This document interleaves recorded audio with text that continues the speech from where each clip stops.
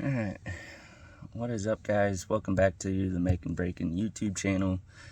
We're going to be taking a little bit of a break from my boy's truck, give y'all something different. So we're going to be working on my truck. We're just doing the blue spring mod, only because the seal on that housing, the fuel pressure regulator housing, is leaking. So I was like, well, and I figured it was probably just easiest just to get the whole thing. The stores around here only sell the whole thing, whole kit, which comes with a new housing, all your O-rings, and the blue spring kit.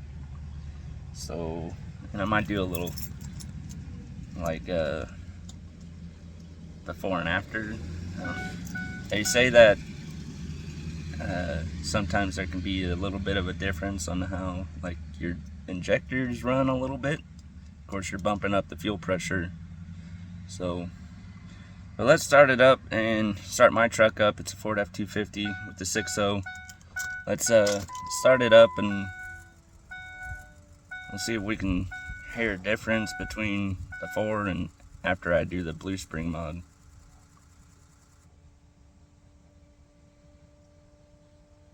Start it up here in a second.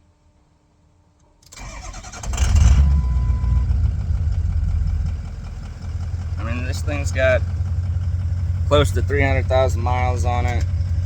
I'm at 297.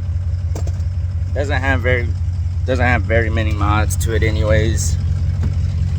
Pop the hood and show you. Got an aftermarket MBRP exhaust on it.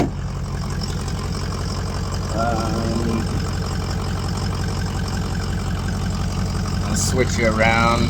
Hopefully you guys can hear me over this thing. But coolant, filter. I got the dual alternator set up. Other than that, she's pretty stock. It's been EGR deleted.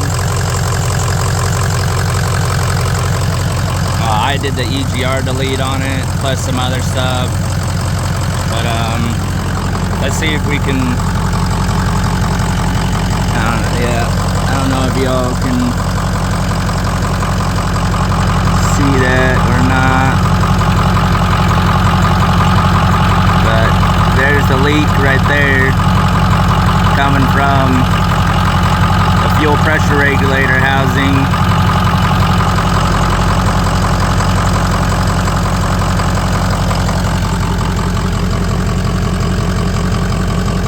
Looks like I gotta add some more coolant.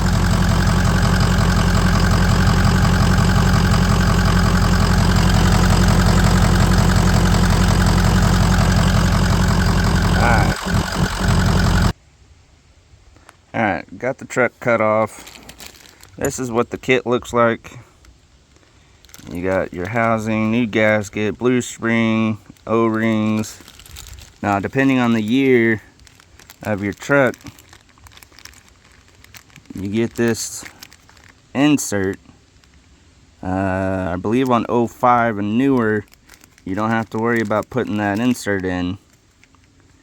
On 04 and older, maybe from 04 and a half and older, I don't know, you have to reuse, or you have to use this insert, and that insert allows this to sit in there. So I guess that's it. That's all. New bolts, so you don't have to worry about reusing the bolts. And I'll show you how I'm gonna do this. A lot of people, I'm sure, I know there's YouTube videos on how to do this. I've watched a couple of them in the past, and you know, they're not too confusing. The only thing is that my stuff has been kind of swapped, so I got to take this pipe off, but it's only, I don't have the squeeze clamps, they're the worm clamps. Gonna have to take my inlet pipe from the CAC off. Gonna take the air filter box out. I think that's it, and then I'll show you how to get your upper radiator hose is going to be in the way of those the bottom bolts and everything. So once we get this out of the way, I'll show you how to get this thing out of the way without busting it or taking it off, and then you're losing all your coolant. So I'll show you how to get that out of the way. So hold on one second. Alright, so this is what we've gotten. Pry bar, hold the coolant hose down, everything outside of your way, just makes it easier. We'll take that fuel line off, and it's easiest to get that that fitting off while the housing is bolted to the fuel filter housing. You can also see the bottom of mine is dirty and it's leaking. I'll also just check the fittings for cracks too, but we'll go from there.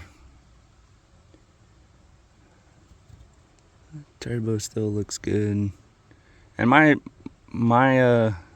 engine will be a little bit different from like the 04.5 and up. So it might not look the same as yours. I mean, it's relatively the same procedure, to be honest. So I'll show you all again once I get this thing off, and maybe that O-ring inside that housing split or something, but we'll look at it, and then I'll show you how to put the new one together and stuff. Alright, so once you have that housing off, you'll have something similar to that. You got your spring and everything in that lower section, and then you got in that top hole, you got this little guy. And then this is the insert I was talking about right there. You got on these basically like first generation 6.0s with the fuel filter housing. You have that insert. On the next generation of them, you don't. Like, that little guy will just slide right into the housing.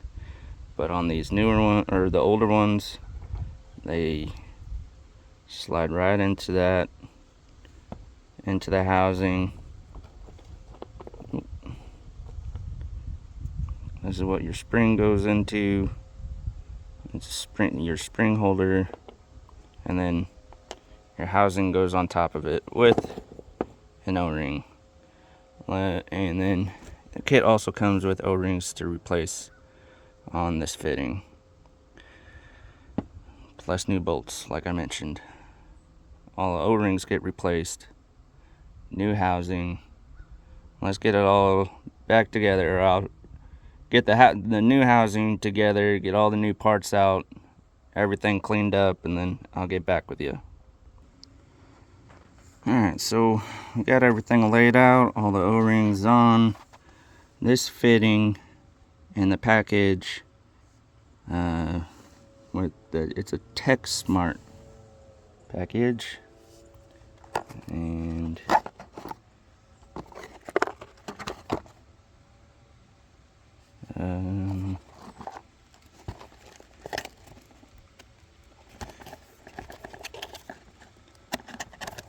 which I've used this before and I've never had issues out of it, but there's your part number.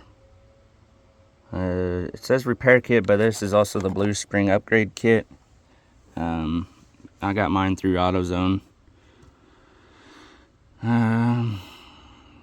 So I know stock ones on this fitting, they're like brown. Well, the kit comes with a brown and a green one. They fit, they don't leak. Like I said, I used this kit a bunch of times before, never had any issues.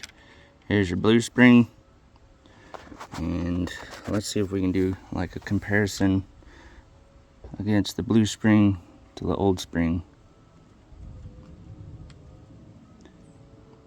I mean, not a giant difference, but it's not as much as of a difference to give you close to 65 psi of fuel pressure. So, and mine was kind of weak, like there was like hardly any resistance, like when I took the housing off. So we'll get the housing on. I'll show you. Actually, this little guy right here gets a O-ring. This is very important to put in. So we'll get that installed. I'll get everything kind of installed and then I'll show you guys. So hold on. Alright, so this is how it looks all put back together. I guess I'll let you know what tools I used. These are T27.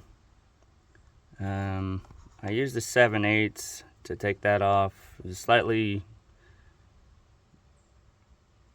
bigger than this fitting, but it still worked. I mean, I didn't round the edges or anything. And then I used the crescent wrench on this fitting, just because I know it's been taken off a few times before. When you go to put everything back together, once you get these tight, they are tight. Don't over torque them. You'll either crack this housing, or you could possibly crack the fuel filter housing, and then you're up a shit creek without a paddle. The big fittings for the fuel line, I just go till I can't really go much more. Just be mindful that that housing is pretty thin, so you don't want to break it, crack it, strip the threads out of it. Other than that, let's put it all back together and we'll see if there's a difference in the injectors or not. Hold on. Alright, so we're back in the truck. Let's see. Alright, we got everything put back together. Let's see how it sounds now.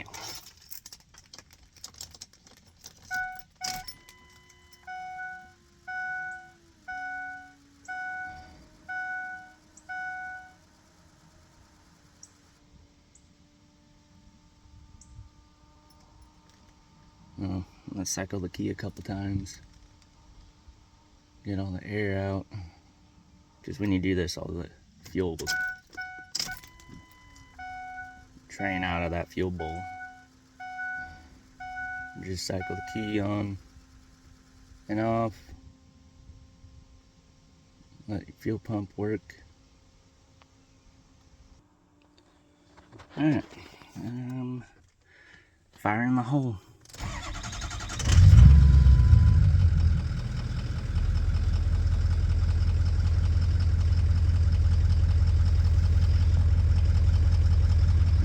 That sounds any different to y'all.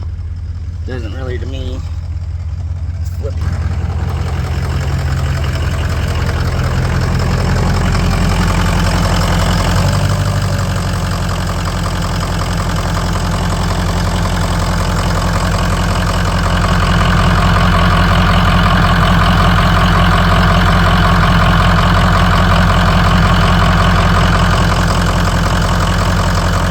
Appear to be leaking either. So